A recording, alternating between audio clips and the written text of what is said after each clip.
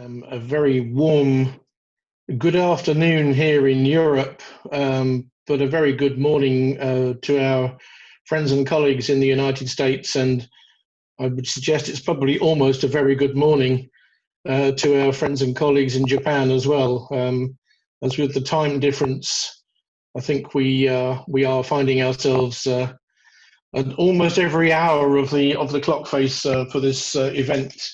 Which I'm delighted to be able to host for you. My name's Simon Fletcher. I'm the Director Europe at the International Union of Railways, the UIC, and this is a joint event hosted between ourselves as the UIC, but also from the Florence School of Regulation, as an event in which we are going to present to you a very significant piece of work that has recently concluded, and which goes under the title of the Handbook on Railway Regulation. There are a significant number of authors or co-authors of this document. We're going to hear from some of the more engaged people in that, in terms of the co-authoring, the co-editing of the document, and also some of the chapter editors and chapter authors as well, as we go through this next section.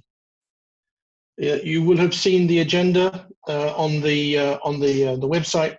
Just one small change to that agenda, and we're going to be reversing the order of some of the speakers, so that in effect, Christian Chavanel, who is the Director of Rail System at the UIC, will go last in the order of the speakers of the head of the section that's headed for presentations.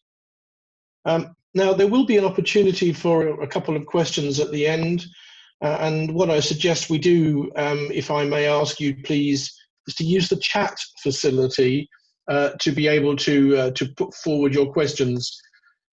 We certainly won't have time to be able to respond to every question, but we will certainly be able to endeavour in the time that we have allocated to be able to manage that. Now, one of the co-editors of this document is Matthias Finger, who is one of the directors. He has been since 2010 of the Florence School of Regulation, and he is going to take us through now, based on his significant experience right around the world. He's going to take us through some of the headlines of the Handbook on Railway Regulation, and probably more to the point, how you can get your hands on one. Matthias, the floor is yours. Thank you. Thank you very much. Is everything fine? Simon, can you see my slides? You hear me well? So thank you very much for this kind invitation. It is my pleasure to briefly introduce the handbook. And I have 4 slides sort of putting everything a little bit into context. As you kindly said, Simon, we are at the Florence School of Regulation, where Juan and I work.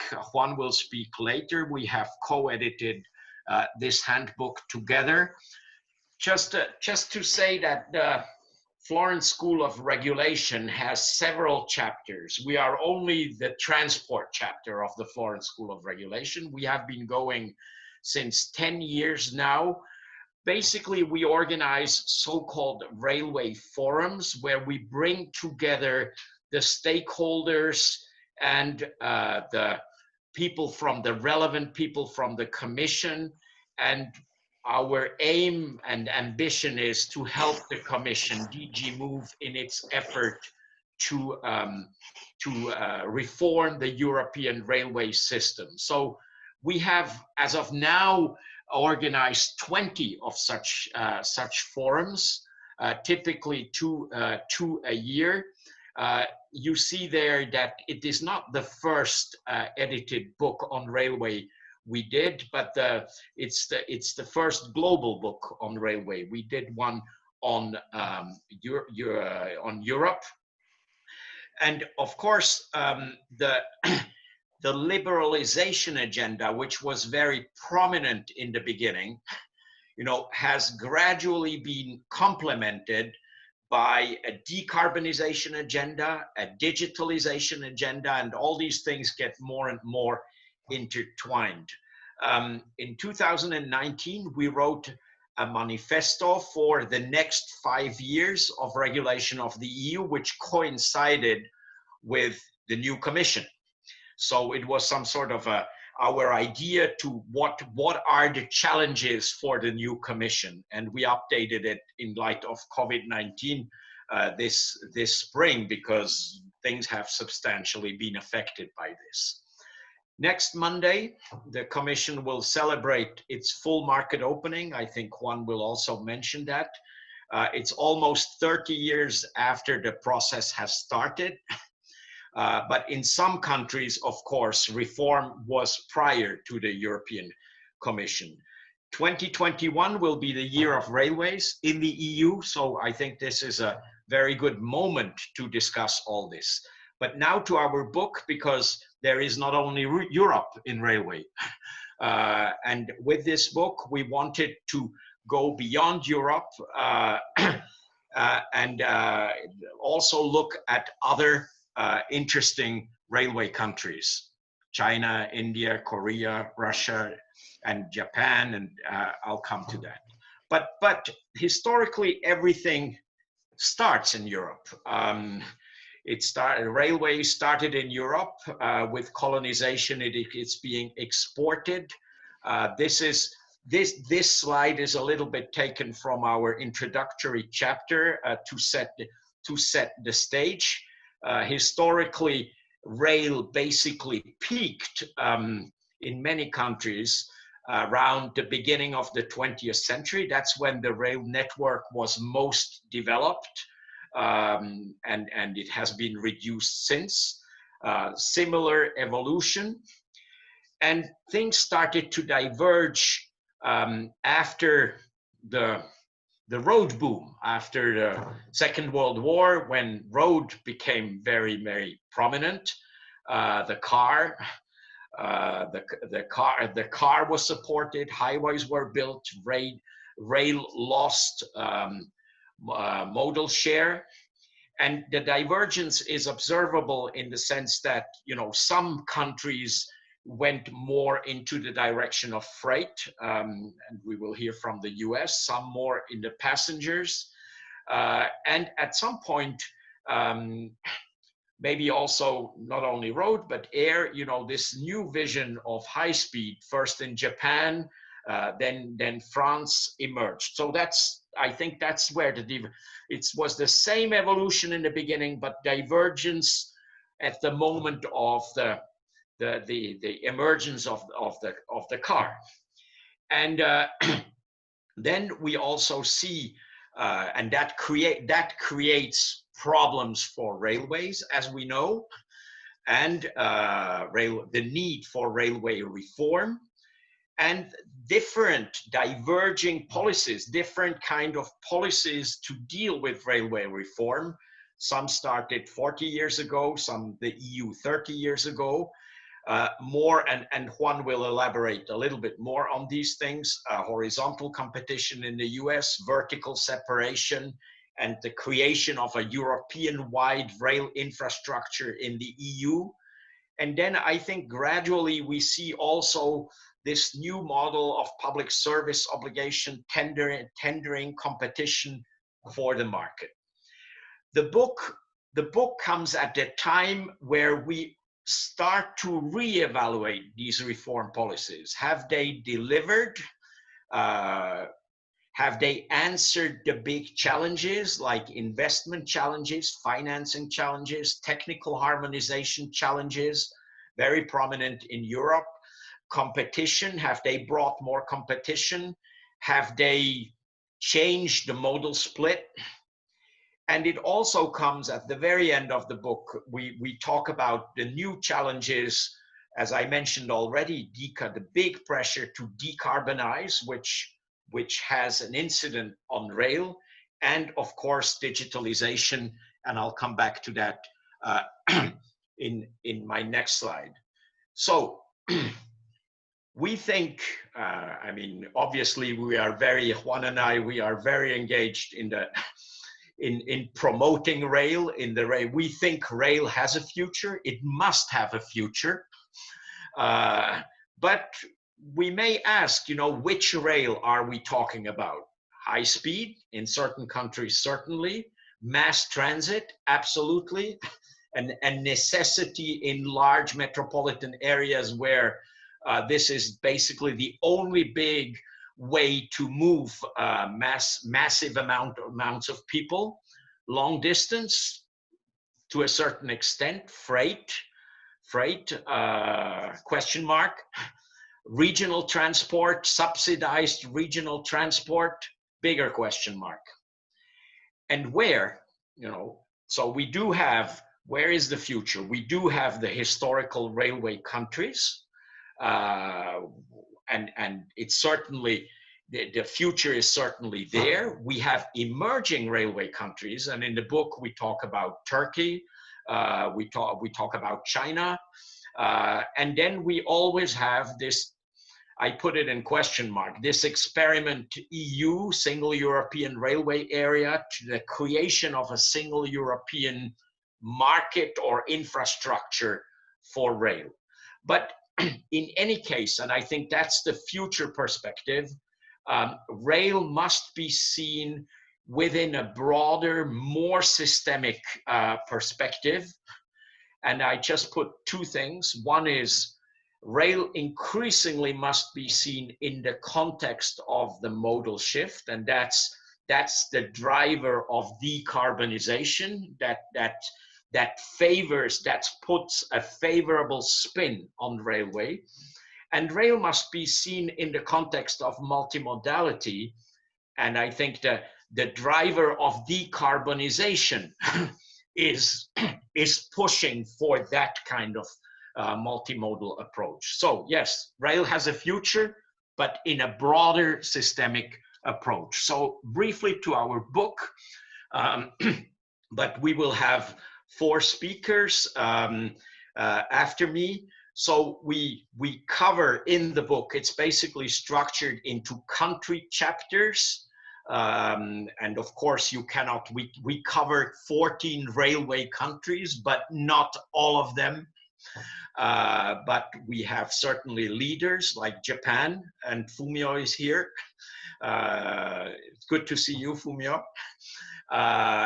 We have large railway countries, and Russell will be speaking about that. We have small, interesting countries, and then we have transversal. We cover the main transversal issues. I didn't list them all here, but we have Christian Chavanel, who will speak about the technical issues and that technical harmonization, and digitalization. Juan will also speak about that, but we also have chapters on high speed, on mass transit, on modal shift.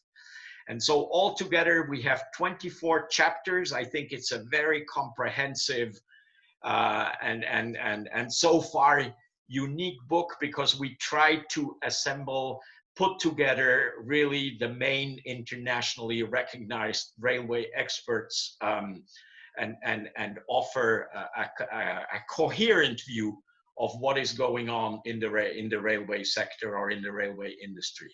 If you are interested, look us up at Florence School of Regulation, Transport area. All our publications, all we do is public and available on the net. Thank you very much for giving me the opportunity to briefly introduce our book and the Florence School. Back to you, Simon.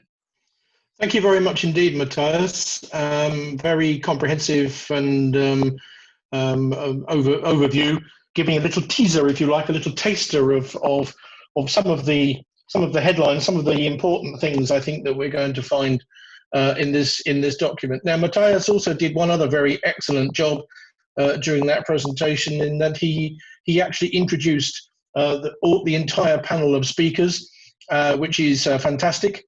But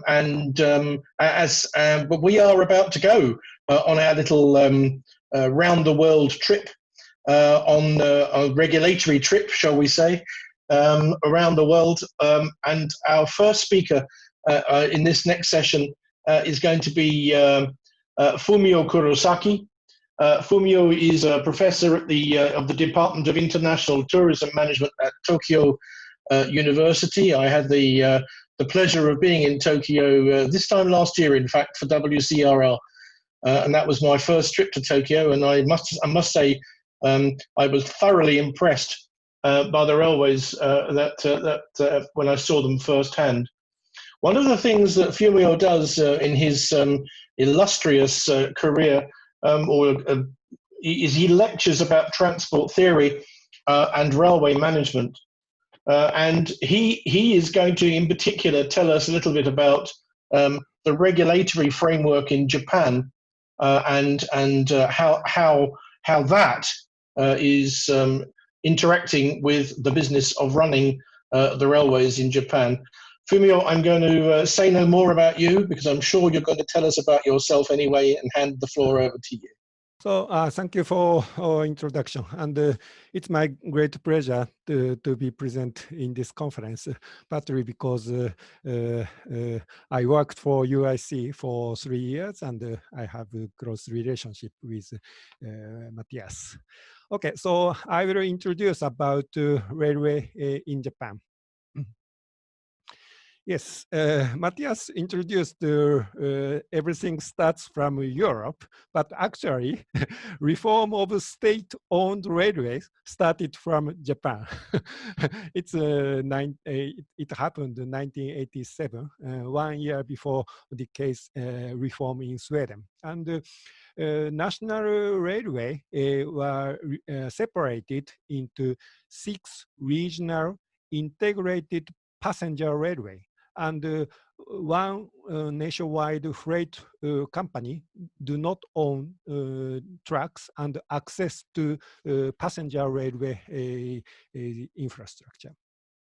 So structure is like this. In Japan, contrary to the US, passenger railway owns the trucks, and a smaller sector, freight company, freight railway, access to the trucks, which is owned by passenger railway company. And the trucks of national railway are succeeded to newly created Japan Railway Company, JR Lines. And similar to other companies in big cities or metropolitan area, we have a metro, usually operated by public sector. And one of the distinct characteristic of Japanese passenger railway is we have number of private integrated railway. So please see this map. The black line is former state-owned railway. So this map is the Tokyo metropolitan area. So black line is owned by JR East. And the blue line is owned and operated by private railways. And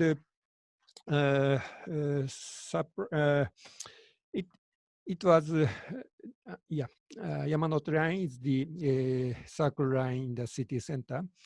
And these private railway lines, tracks, could be constructed without public subsidy. And I think this is one of the successful story in the railway sector in the world.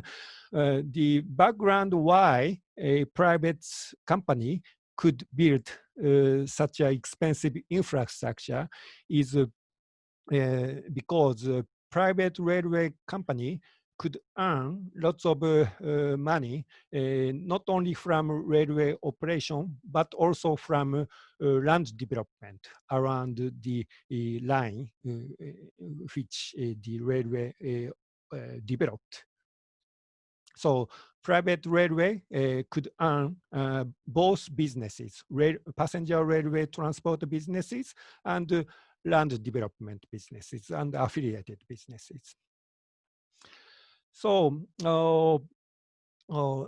in metropolitan area, we have a number of private railways, as you can see the top of the figure, and three big JR company, JR East and JR Central and JR West has a relatively large number of volume, and we have other company, smaller companies. So outline of the companies is like this. So we have more than 100 of passenger railway company. And yeah, even before the current pandemic, about half of these companies, especially smaller passenger railway, suffered from deficit. Even though Japan has a number of independent passenger railway, through train services are very common. We have hundreds of sections which through trains are operated. And fundamental philosophy is we separate responsibility of operation at the border of the companies. And in general, each company owns the tracks. So each company operates on their own track only. But please see the left-hand side. This is the example of Shinkansen line. And in Kyushu section, the infrastructure was constructed after JNR reform, and this infrastructure is constructed by public sector. So public sector owns the infrastructure, and JR Kyushu operates. So its structure is a vertically separated structure in this section. So at the section of JR Kyushu Shinkansen, JR Kyushu operates by accessing the infrastructure, which is owned by government sector. So in summary, in the passenger railway sector in Japan, in most of the lines, the structure is vertically integrated structure.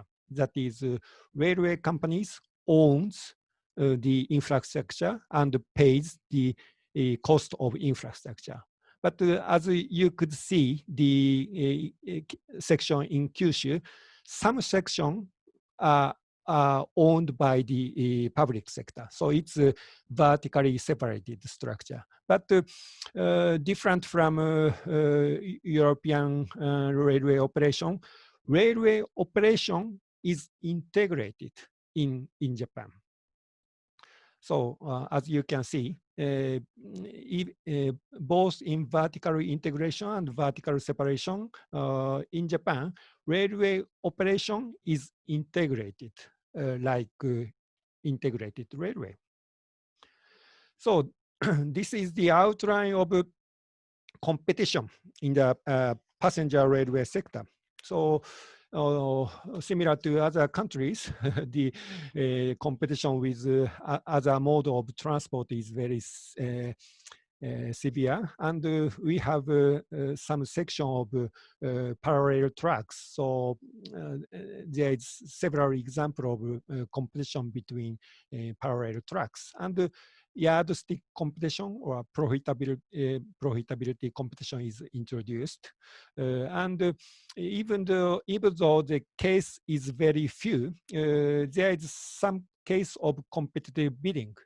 So we have 4 types of competition, but the operation can be integrated. Even we have 4 types of competition. But in Japan, we do not have any example of on-track competition. or open access operation, because as I explained, the characteristic of a passenger railway operation in Japan is integrated operation, because in order to introduce open access, railway operation must be separated. So we can say that major railway could have enjoyed smooth and independent railway operation sustained by large number of passengers, but current pandemic had a serious effect in the transport sector in Japan. So even the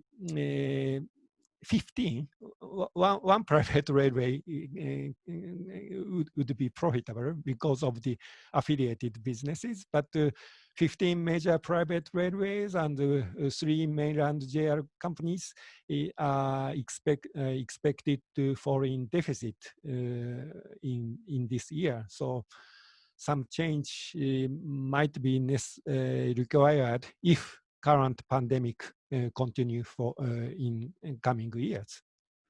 So I wish I finished my presentation in time. So that's all. Thank you very much.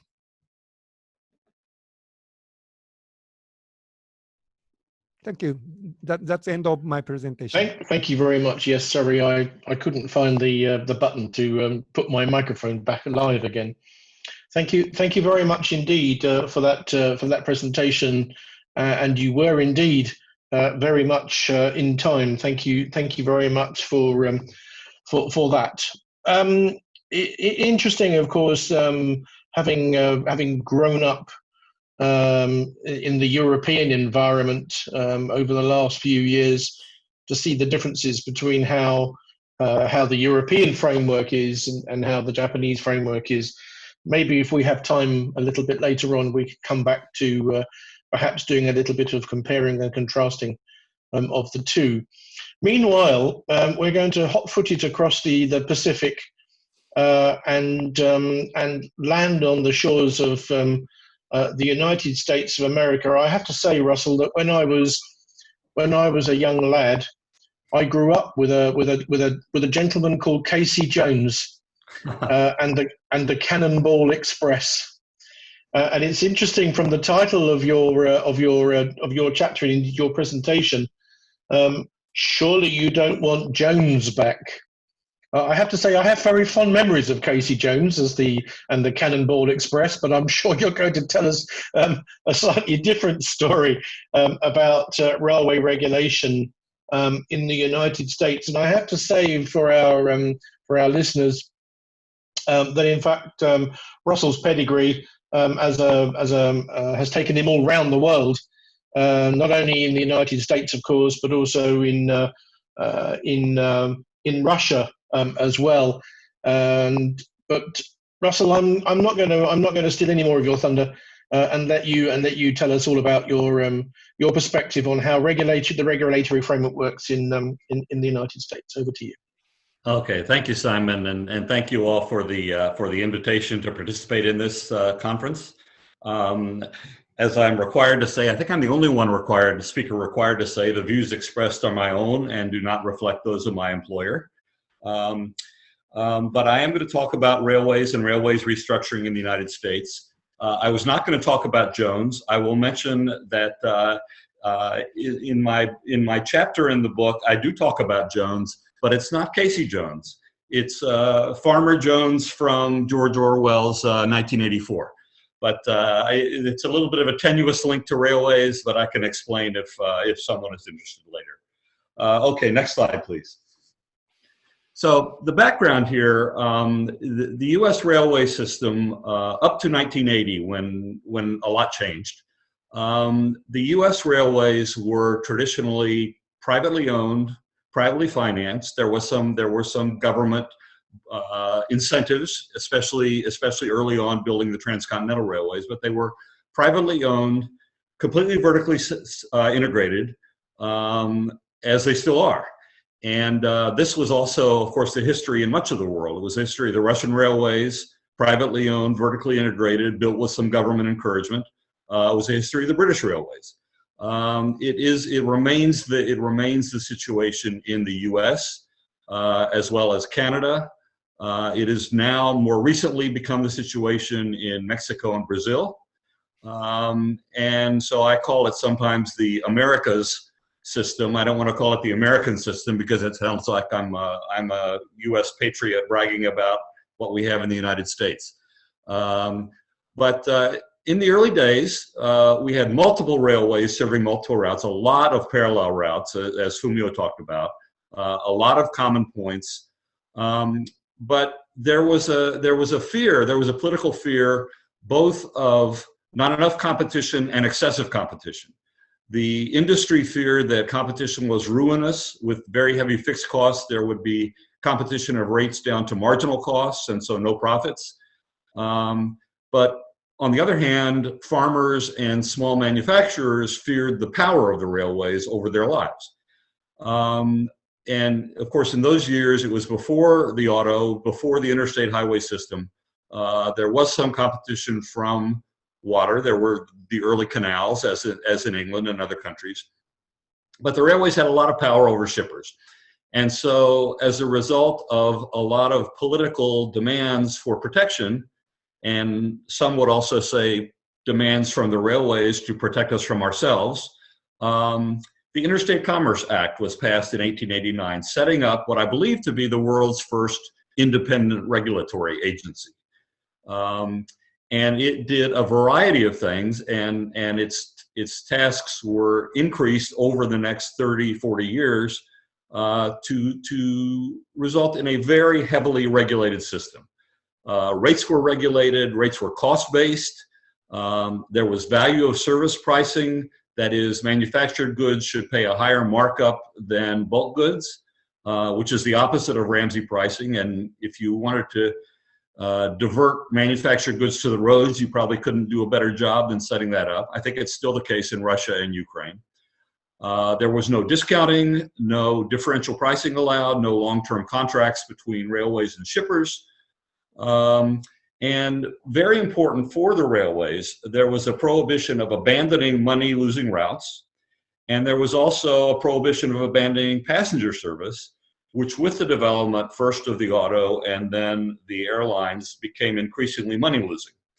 So as we got to the middle of the 20th century, the 40s, 50s, and 60s, the railways started going, in some cases, bankrupt, certainly losing money year on year because they could not abandon unprofitable tracks or with great difficulty, and they could not abandon passenger service. They were required to maintain it even though it was money losing. Okay, next slide, please. So the railways' share was falling drastically. The railways were in poor condition. They were going bankrupt. And so to its credit, the US government began some reform legislation, starting in 1970, in which the Rail Act of 1970 allowed the railways to abandon passenger service, and it created Amtrak, which is a government-owned long-distance passenger operator that, for the most part, not entirely, but for the most part, uses the infrastructure of the freight railways and pays them access charges based on marginal cost, which of course the freight railways do not like, but they are required to take it. But the big deal was the Staggers Act of 1980, named for Harley Staggers, who was a congressman from West Virginia. And it just transformed the regulation. It wasn't complete deregulation by any means, but it was massive deregulation. It freed most rates from regulation. It allowed long-term contracts between railways and shippers. It allowed price discrimination, both second-degree and third-degree price discrimination, subject to some limitations, but not many.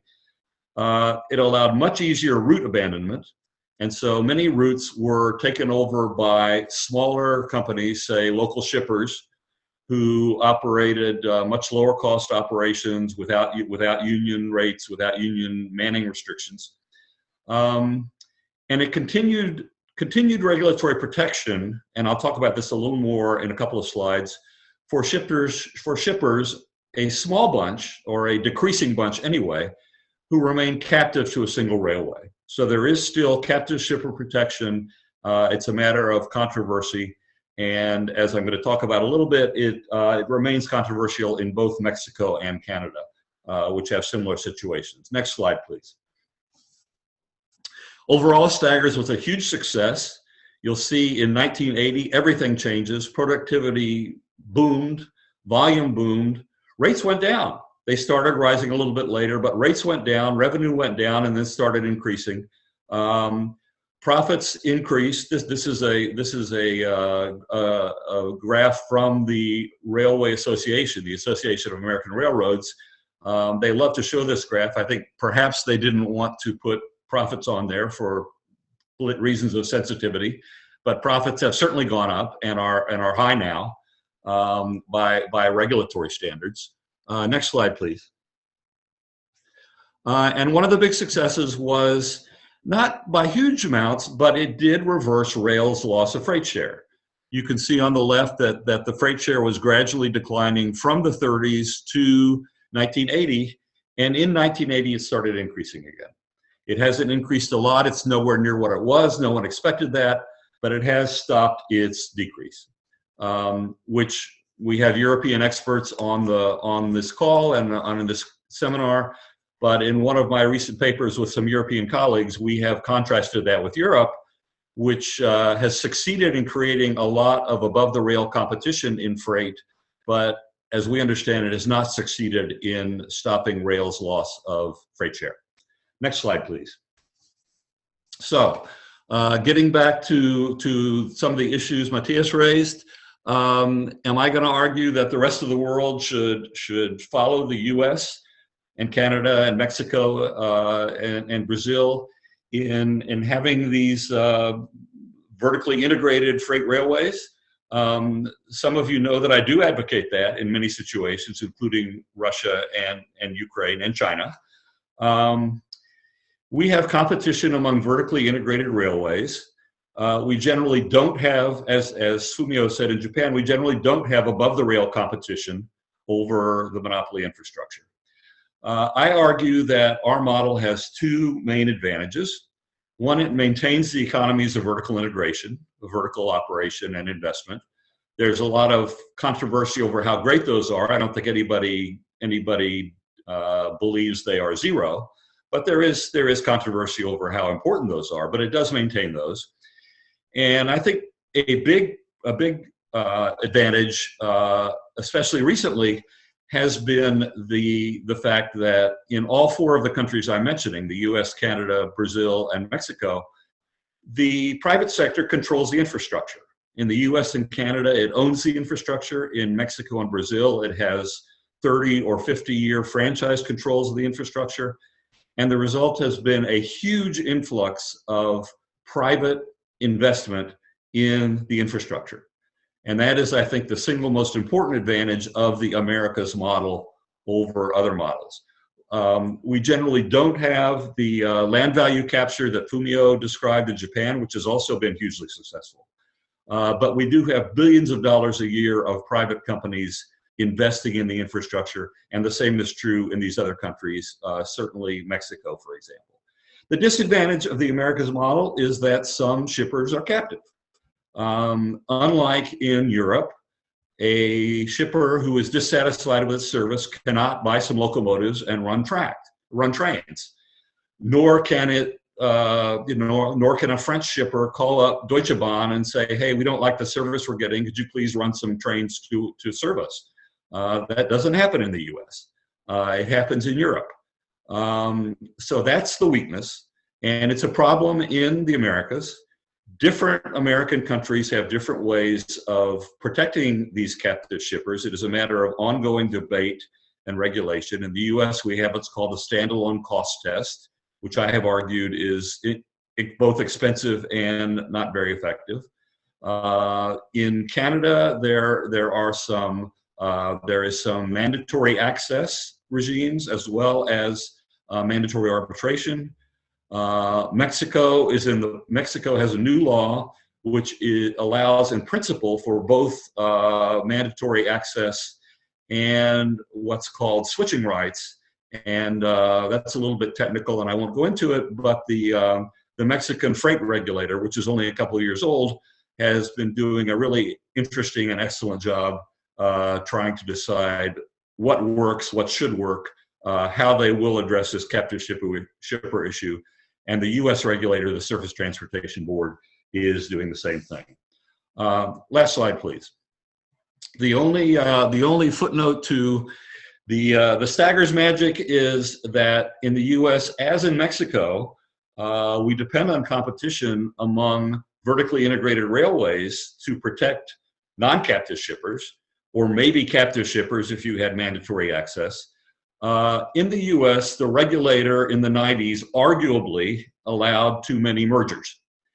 And the Mexican regulator arguably, the Mexican government arguably did the same. In both cases, the competition agencies fought against it. In both cases, they lost. So in the Western US, we now have essentially a freight duopoly. In the Eastern US, we now essentially have a freight duopoly. In Mexico, there is now essentially a freight duopoly. And you can see starting around 2002 on the left-hand graph, freight rates stopped falling and started rising. And they've been rising since then. They've dropped a little bit in the last few years. But many shippers believe that was one bridge too far for the regulator. The regulator allowed too many mergers. The railways, duopolies in both cases, basically, and arguably, again, I'm not saying it's a fact, arguably are not very interested in taking each other's customers away. And just, the very latest news on the right-hand side, although it's not very current, is that rail's share of freight has stopped increasing. Now, that may be temporary, and that may have nothing to do with increasing rates. It may have to do with the fact that, for example, coal is declining. But some people believe that, yes, Staggers was great. It worked great for, say, 15 to 20 years, 20 plus years, and then the regulator allowed too many mergers, and there's not as much competition as we had for a while and as we all hoped. The railways are very quick to say, no, you don't want to regulate this anymore. You don't want to go back to the bad old days of regulation. Look what happened before Staggers. And that's where my quotation from 1984 came, because the pigs in 1984, whenever there was a complaint about how they were running the farm, said, well, comrades, surely you do not want Jones back. And the horses and other animals would say, no, no, no, you're right, we don't want Jones back. So the railways say, surely you don't want pre-Staggers back, and everybody agrees with that. And there's a question of whether a little bit of re-regulation would be a slippery slope to the bad old days or not. Thanks very much. Happy to answer questions. Russell, thank you very much indeed for that very insightful overview of what goes on in the United States. Russell has given me the segue very nicely, just to remind you all, ladies and gentlemen, that questions can be posted via the chat facility, and if there is time at the end, we will take one or two written questions. So if you could perhaps be reflecting on things you may wish to ask from our previous speakers, Matthias and Fumio, and now Russell, then that would be great, as we should have a little bit of time just towards the end. Right, I'm going to now take us continuing on our trip around the world. We come back to Europe now, and to Spain, and to Juan Montero, who is one of the co-editors of the Handbook on railway regulation, and has, as in the capacity of being one of the co-editors, has written the introductory chapter of the book. But he's also the editor or the author of the chapter on digitalization, and one of the tasks that he has in life is to focus on the digitalization, in particular, of what are known as network industries. But I'm going to let him continue with an overview of all of that, and perhaps Juan, in this digital age, we're going to look a little into the insight of the regulation of the digital age. The floor is yours. Very much, Simon. I hope you can see my screen. Yeah, you need to put it into full screen because we can see all kinds of. You've got it in overview mode rather than presentation mode. Ready? There we go. There we go. Perfect. Perfect. In the book, we don't have a chapter on European regulation, but actually we have a number of chapters on the national experiences on the regulation of railways. Actually, I can see some of the authors in the audience. Alberto Garcia wrote the Spanish chapter, Thomas and Jan Dovak wrote the chapter for the Czech Republic. I would like to give you just an overview of where the regulatory debate is in Europe. The point of departure is that we have quite a few of very successful national railway systems. We have, of course, a very dense infrastructure, particularly in Western Europe for passengers, also in Eastern Europe, very successful with trade services. And probably we have the densest, largest railway network in the world. Very successful high-speed services in some of the countries, say France, Spain, Italy, and very popular commuting services in most of the large metropolitan areas.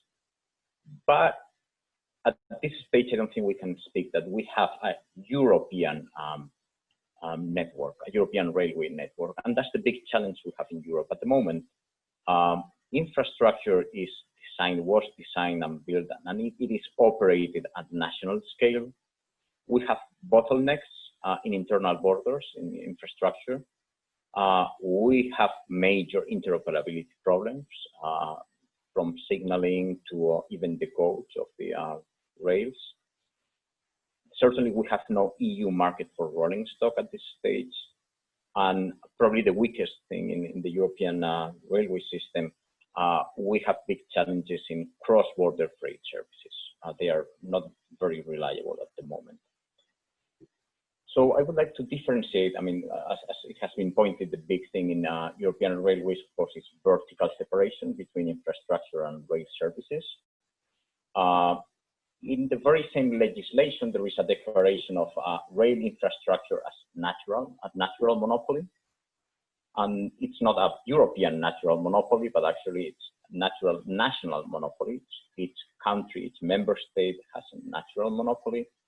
And there is this policy to vertically separate the management of the infrastructure and the provision of services.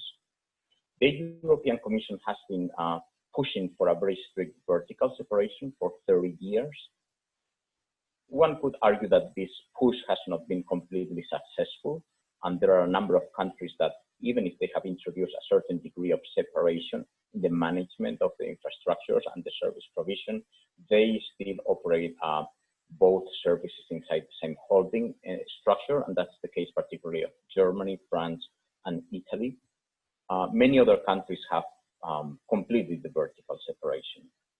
So we have right now 27 national natural monopolies. And we have as an objective to transform these 27 national systems into a European network.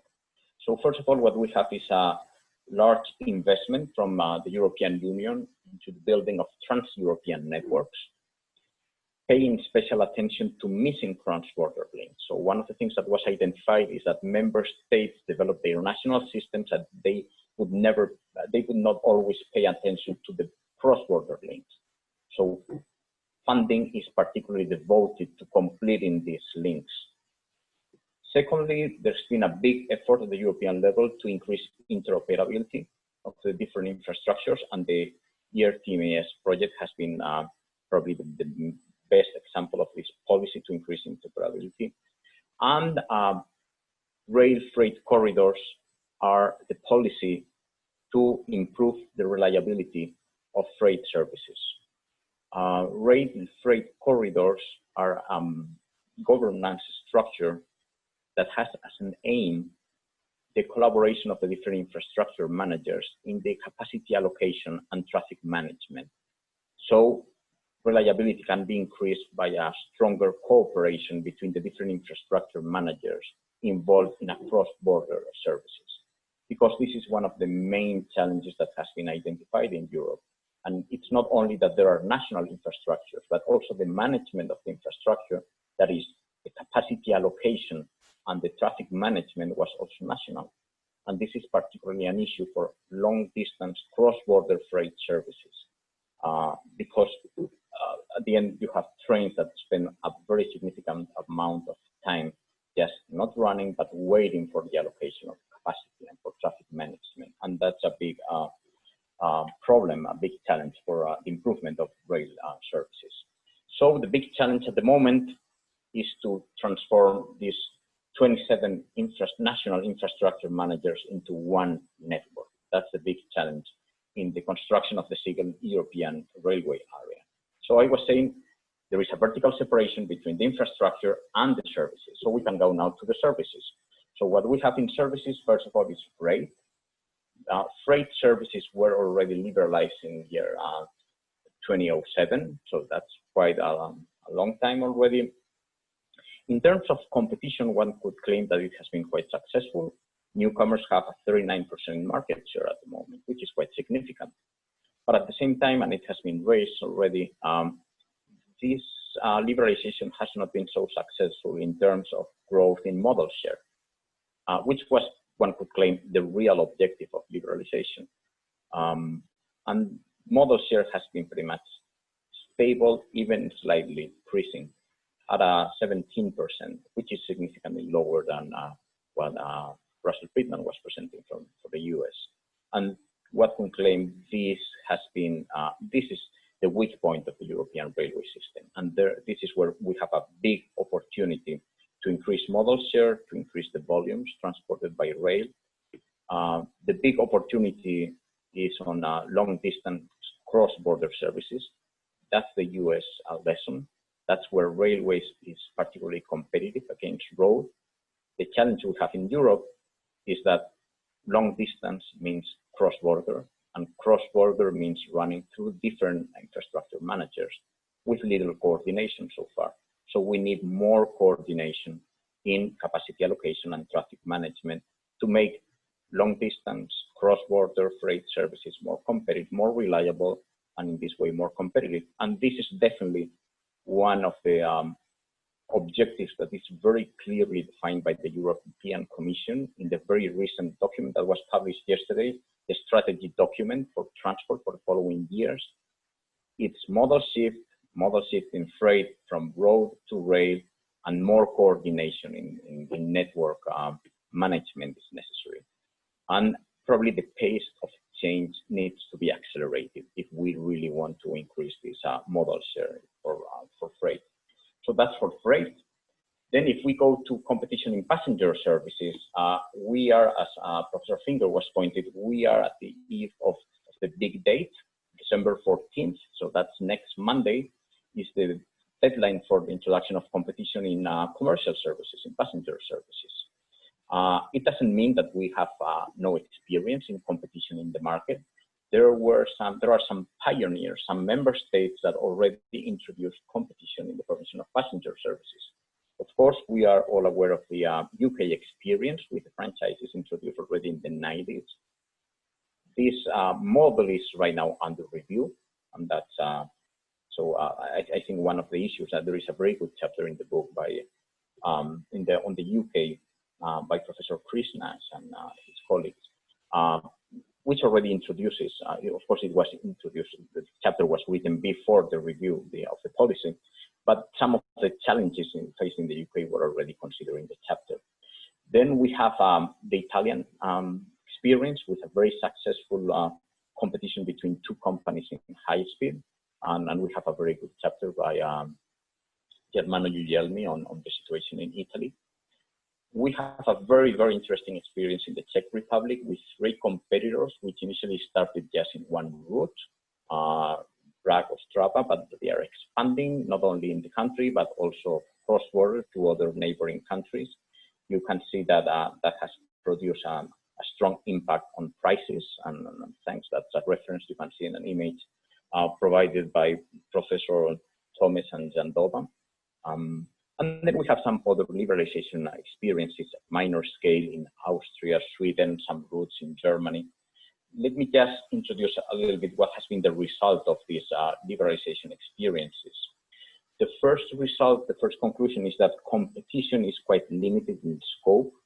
If you go through all these national experiences, one can identify that only the main corridors, or you have competition only in the main corridors. And in some countries, just in one corridor.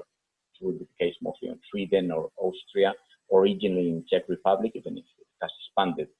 Even in Italy, competition is not limited to just one route, but it's only limited to the main high-speed routes.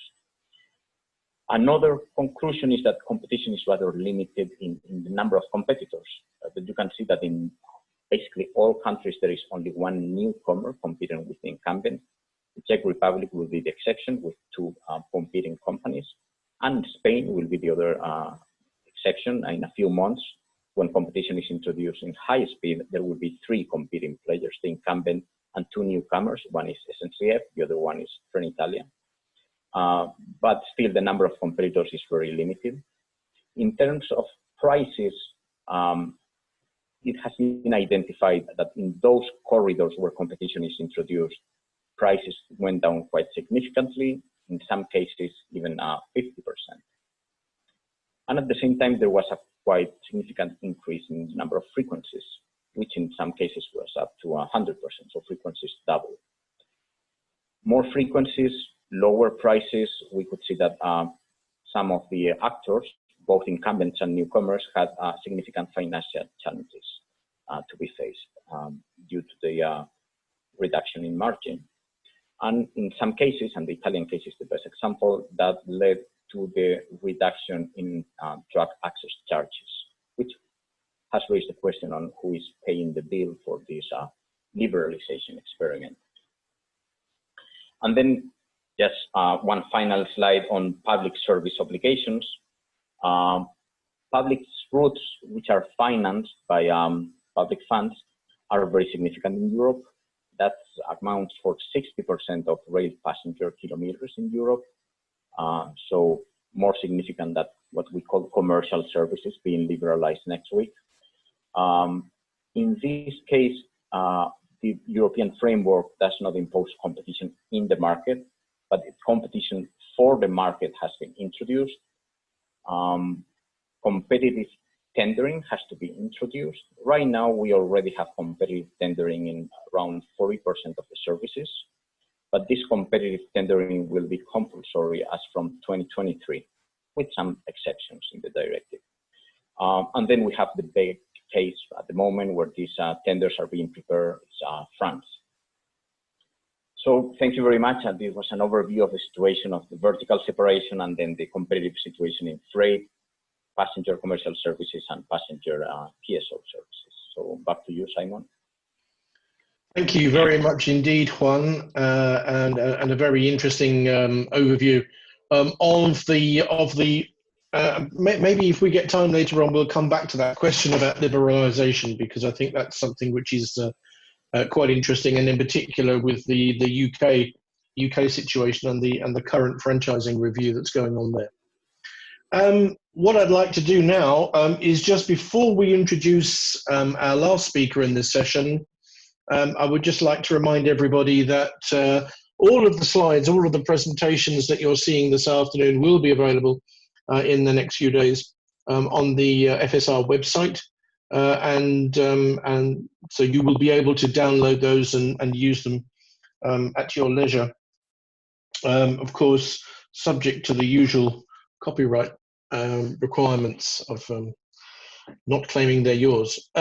So now what I'd like to do is move us on to Christian Chavanel.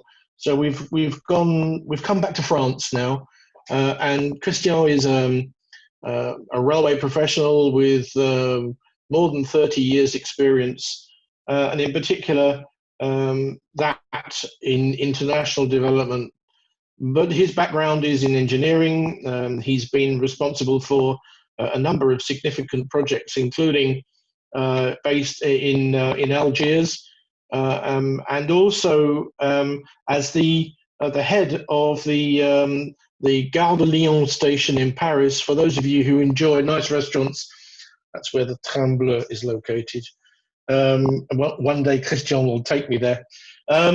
He is going to give us a bit of a heads up now on some of the more technical aspects related to regulation, and I'm delighted that he will be able to take us through what he calls a new architecture for technical regulation of Europe's railways. Christian, the floor is yours.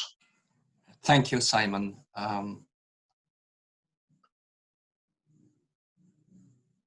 So can you see the slides? So I will present UIC, the International Union of Railways, in a nutshell. So UIC is 100.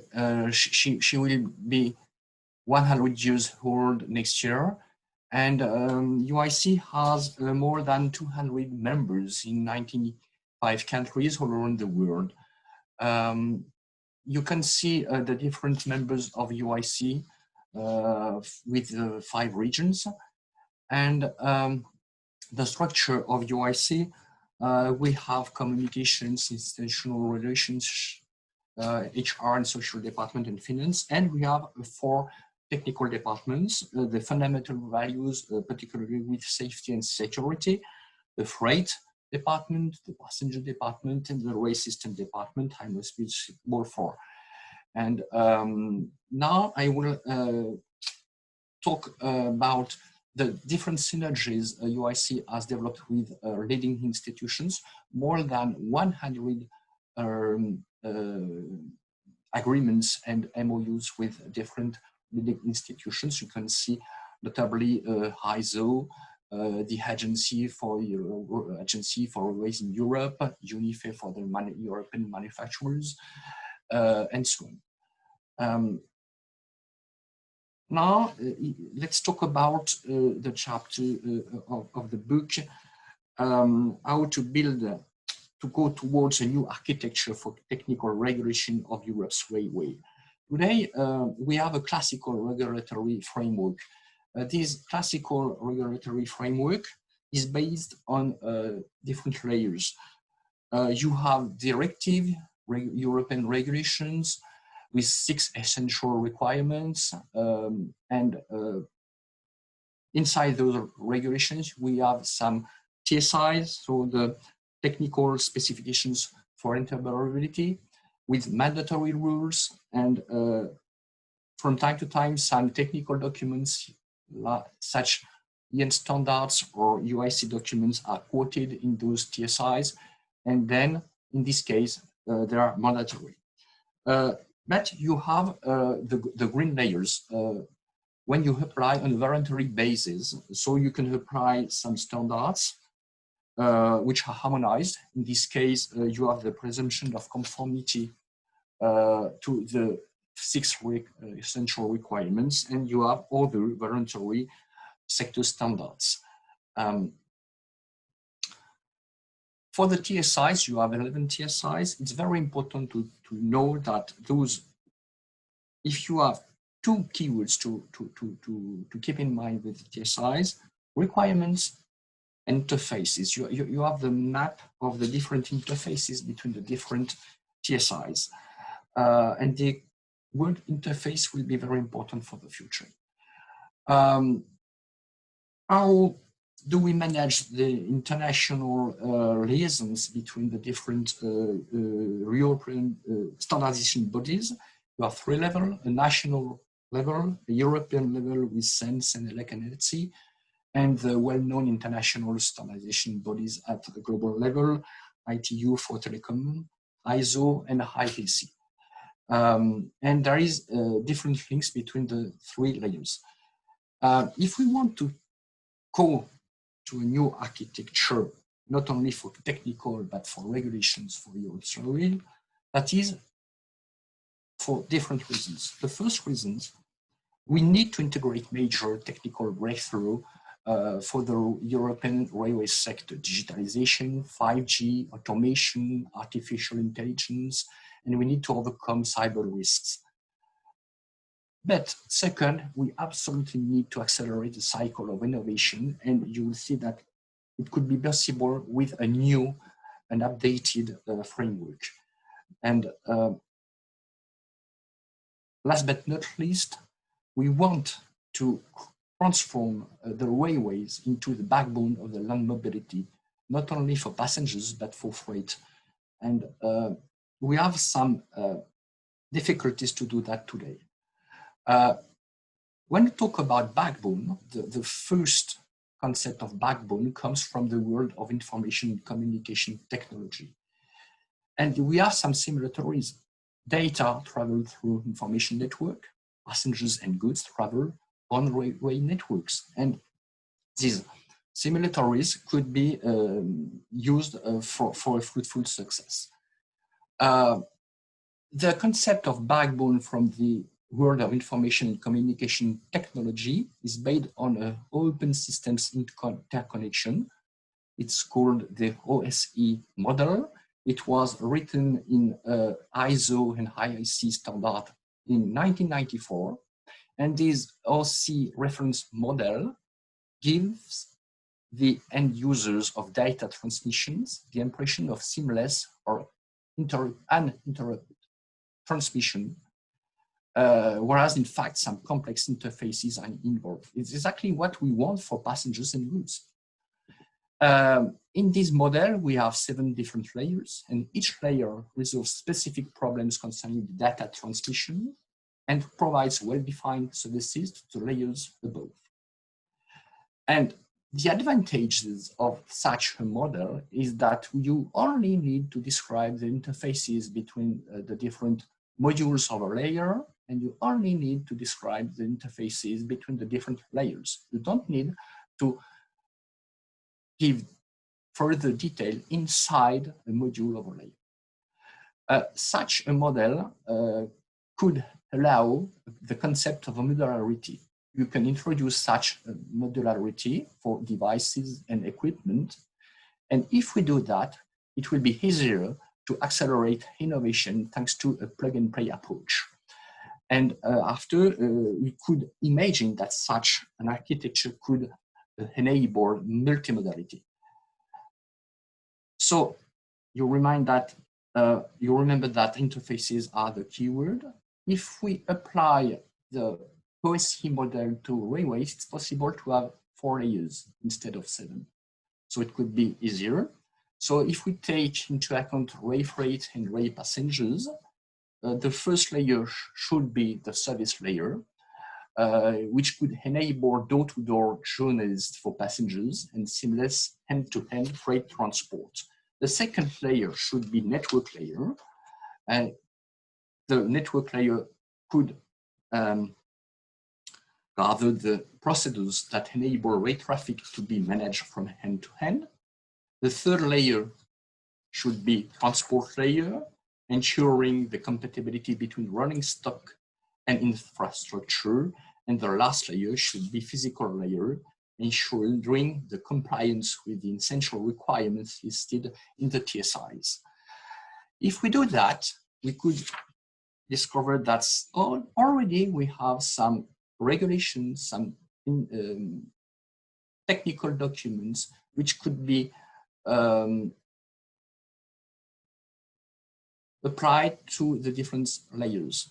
For the safety, because when you talk to an engineer, it's very important. And the safety, you could find the safety in 3 layers. And for the standards, you could have, we already have some standards or some UIC documents for the 4 layers. What are the benefits? The first benefits, you have simplification of regulations, simplifications of standards, and other technical documents. Why? Because when you want to draft a document, you only need to draft a document for one single layer and not for everything. So it could be easier to draft new texts on a single layer. The second benefit could be the innovation. It's possible if we innovate with modules, with devices, with equipment based laid only on a single layer, it's possible to change a new model, to plug a new model without changing the other modules. So when you innovate, you accelerate the innovation cycle because you don't have to change everything. Today in the railway sector, usually it's very difficult to innovate because when you change something, you have to change almost everything. If we do that, when you change an equipment on a layer here, you don't have to change the equipment of the devices of the other layers. So you have flexibility. You only have to adapt the interfaces, and you could have a stage approach which could protect investments because you don't have to change everything. And at the end, you accelerate the market uptake of your innovations. Another benefit is the modularity, the technical modularity. If you are careful and if you create device or equipment laid only on a single layer, by that, it's possible to accelerate, to specify interfaces between neighboring modules of similar layer.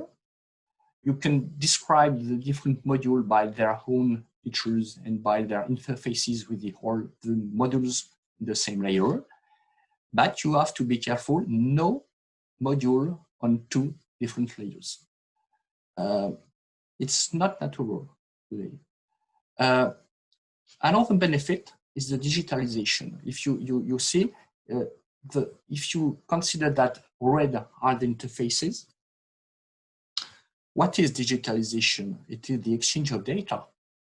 So it is easier to create accurate protocols for data exchange when the interfaces between the different modules and layers have already been standardized and specified. And so such an architecture could enable digitalization for the railway sector. Another benefit, but we should ensure with the other modes of transport that it could be possible. If we have the same four-layer architecture for the different modes of transport, then it could be possible to accelerate the multimodality. For instance, mass transit, it's when you want a single ticket for every modes of transport, public transport and railways, it could be facilitated if we have the same architecture. If you want, we already have some MOU between UIC and IATA on ticketing, so the same thing for railways and aviation. We could have similar approaches with when you talk about interfaces between road and railways. Of course, we think of level crossings, but we could talk about combined transport too. So multimodality could be improved if we were able to have the same four-layer architecture.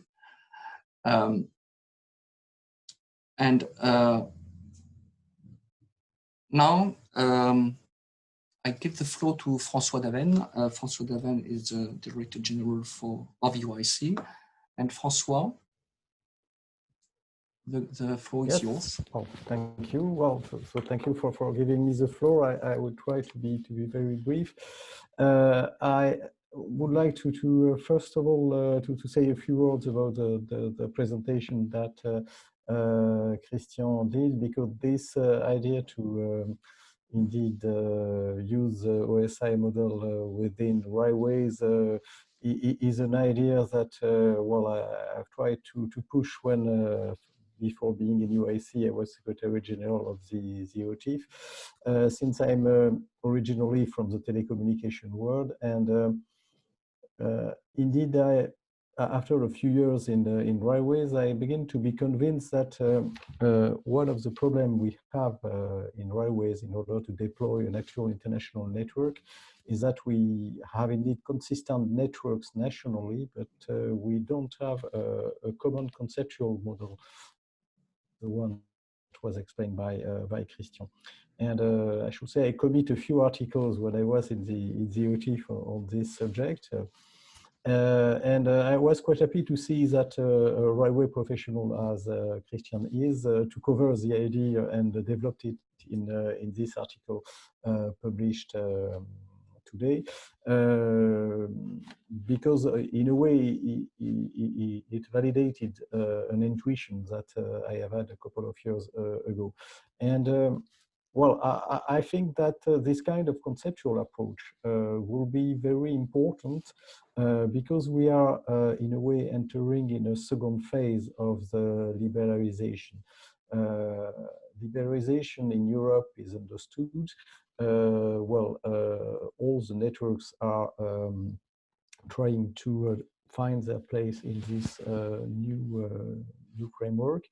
And then the question of having at last an actual interoperable network is more and more important. And I think this kind of concept should help, I'm pretty much convinced, to deploy an interoperable network, and an interoperable network that is working at the operational level, not only taking in account the question of competition. So what is interesting in this model is that it is purely operational. There is no, in a way, conflicting issues related to economic structures. That's a purely technical model that would allow, conceptually speaking, to organize interconnections. So wanted to say a few words about it, and thanks obviously Christian to have developed all those ideas better that I would have been able to do. And I wanted also to say a few words about the document that you just seen on the screen. It's in a way the result of this whole thinking about architecture that Christian and I have been trying to push into UIC structure, because when I first took the position as Director General of UIC in 2019, I already knew that UIC had a very wide range of operational products, but I should say that I didn't really imagine how deep it was and how vital it was for the operation of the whole network.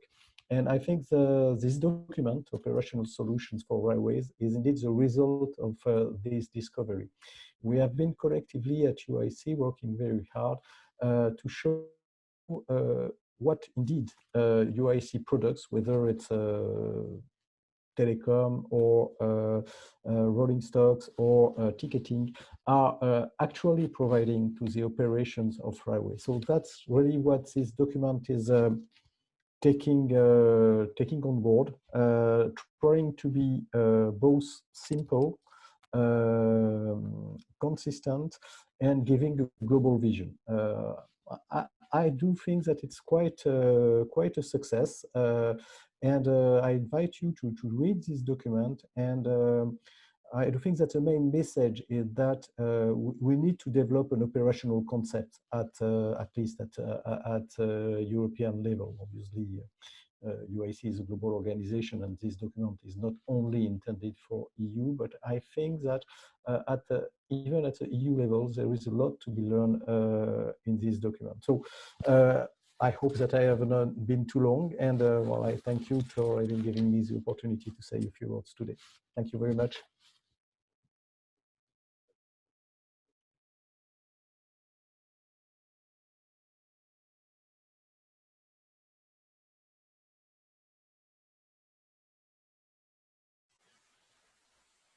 Hello, Simon seems to be frozen, so maybe I take the lead.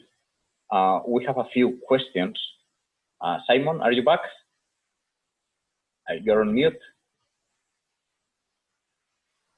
Sorry, yes, I had to. For some reason, my internet dropped out. I've had to change the connections. So yes, I'm back. Hello. Thank you, Francois. I guess you finished.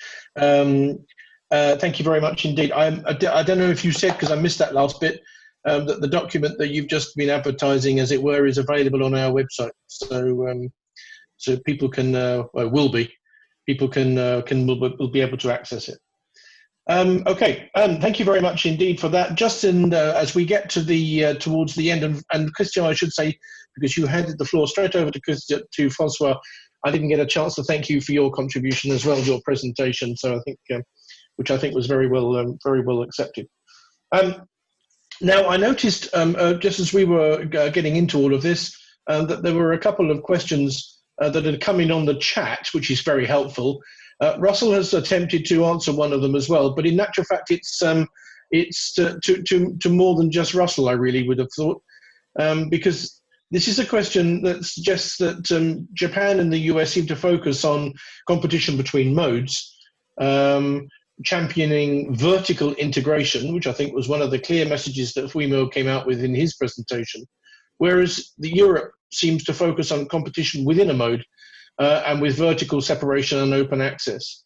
So this is probably a question for everybody, actually, and perhaps this will be a useful sort of follow-up to the whole piece. I've written a load of questions down here, and in actual fact, this one question covers almost all of them. So well done to the questioner. Is there a scientific view on which approach is more effective to promote modal shift, and in which context? Or is a hybrid form thinkable? And how would that look? What would that look like?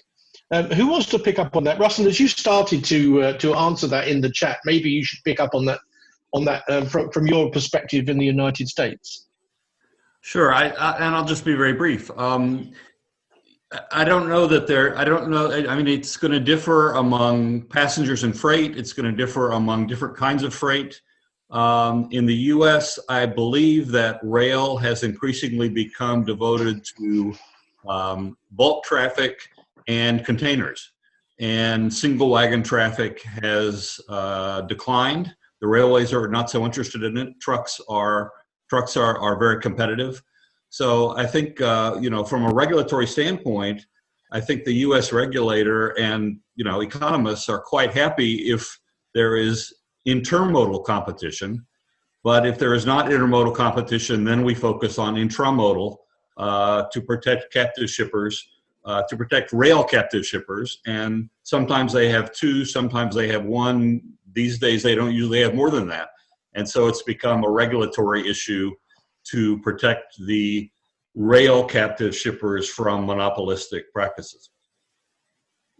But I think the difference between what's happened in Europe with and what's happened in the United States has been born out of almost a fear of protectionism. Shall we use that word? Perhaps that's a slightly strong word to use. Is there any evidence that because you have the trains and the track within the one company, that the access arrangements for others, Amtrak, for example, you use them as your example, do they have difficulty in getting slots on the infrastructure?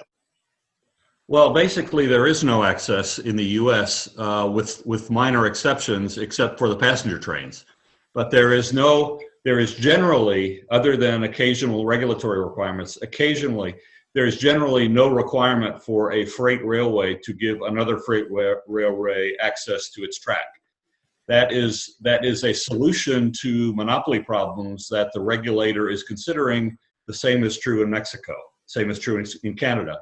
But in general, a railway does not have to give access to anyone, except in the US, you have to give access to Amtrak for the passenger trains. Although you've got the Canadians, they come all the way from the north down to the south of, right down through the center of America, don't they? Well, they own one of the class 1 railways that goes all the way down to Mexico. That's right, but they are under the same system. They don't have to give access to anybody either. And flipping that on its head, Juan, how do you feel that in Europe, though, the structure we've got with the segregation, the separation, is any better or any worse than the system in the United States or indeed in Japan? What I think is that we should avoid dogmatic answers to this kind of one scientific solution for all the railway systems. I think the answer very clearly is no. And this is something that we try to elaborate in our introductory chapter in the book. And it is that at the end, reform is driven pretty much by the underlying divergent reality, for instance, between the US and Europe. If you have, first of all, horizontal separation works if you have a dense network, so you can compete between different infrastructures. And that's something that works better in a large country with a dense network and mostly a freight network, because freight is not so dependent on timing, and so you have different infrastructures can serve the same consumers. But if you come back to Europe, first of all, for instance, we have mostly a passenger system, high-speed infrastructure. Do we have parallel infrastructure in high speed to connect two cities? Well, the answer very clearly is no. So can you have horizontal competition in high-speed passenger services in Europe? Well, the answer very clearly is no. You don't have the infrastructure to have that competition.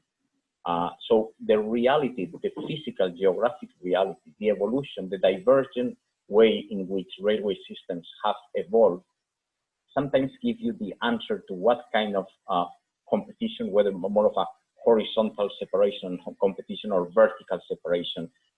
So, and also at the end, you have also the political objective. Political objective is to create single network.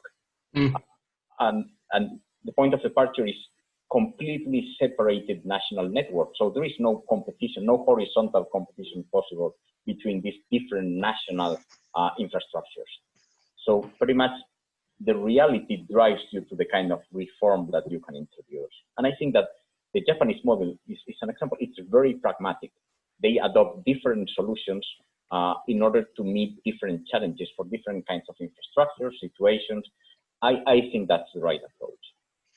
And Fumio, in Japan, do you see the difference between the vertical and the horizontal, shall we say, the differences from your perspective? Yes.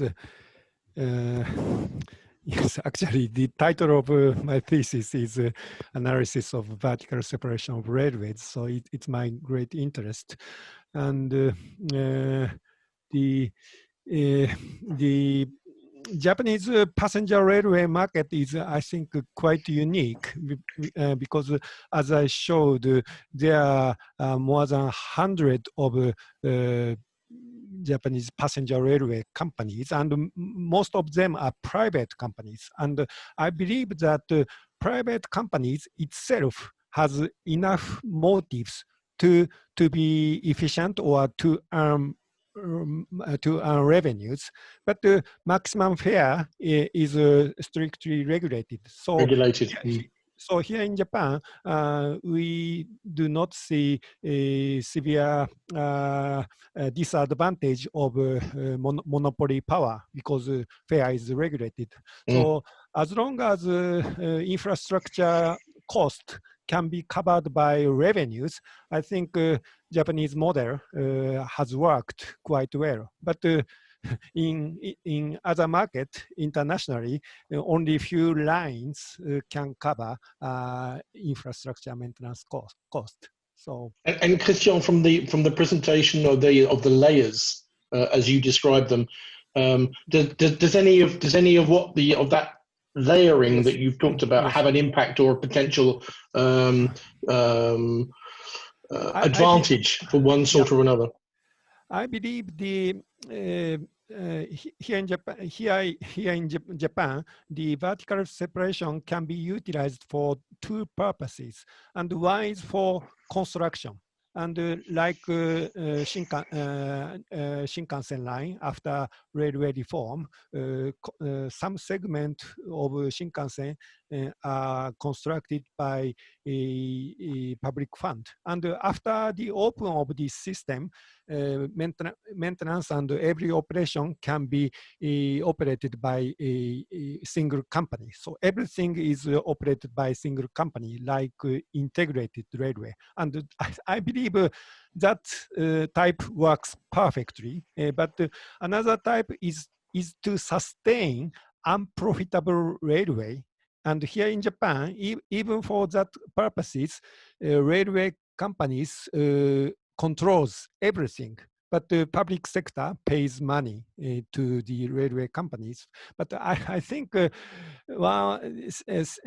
biggest challenge is public sector cannot cannot judge what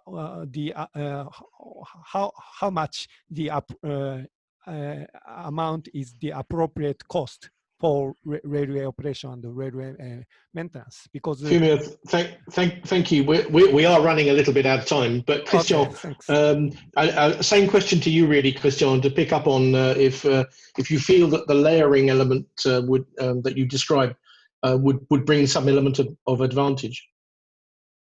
From a competition point of view, I think it's not the topic.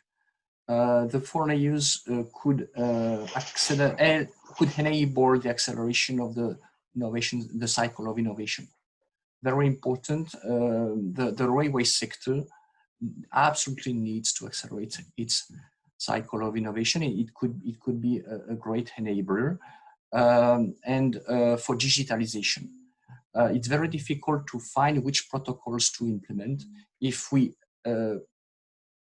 describe the interfaces between the different modules, different layers, it's possible to have common protocols for exchanging data. And for that, we could accelerate digitalization.